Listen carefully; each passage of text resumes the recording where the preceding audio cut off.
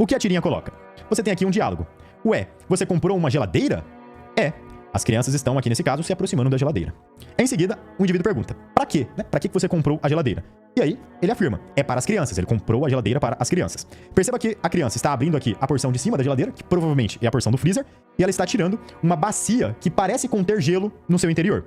Em seguida, é dito, elas adoram brincar de casinha. E aí aqui abaixo você percebe o seguinte, as crianças estão pegando aquela bacia, de dentro da bacia elas estão tirando bloquinhos de gelo, então água no estado físico sólido provavelmente, e estão usando esses bloquinhos de gelo para construir uma casinha dentro do iglu.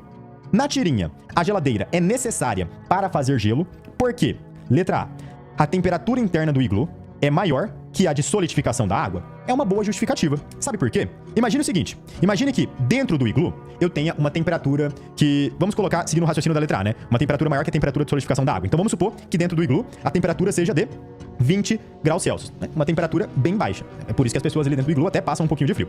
Só que, qual que é a temperatura de solidificação da água? Se você for considerar uma condição a nível do mar convencional, você vai ter uma temperatura de solidificação de 0 graus Celsius. Essa é a temperatura necessária para a água solidificar. O que significa solidificação? Significa a água sair do estado físico líquido e passar para o estado físico sólido. Ela vai solidificar, ela vai virar aqui nesse caso um constituinte no estado físico sólido. Isso é solidificação. Mas para a água sair do estado físico líquido e passar para o estado físico sólido, você tem que diminuir a temperatura até um valor igual à temperatura de solidificação.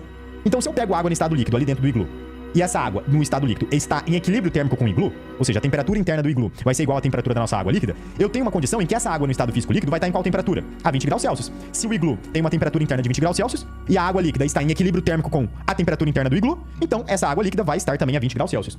Tem como a água a 20 graus Celsius passar para o estado físico sólido? Não. Porque a água passa pela solidificação a uma temperatura de 0 graus Celsius. Essa é a temperatura de solidificação da água. Então, para essa água passar para o estado físico sólido, primeiro eu tenho que reduzir a temperatura dela para 0 graus Celsius.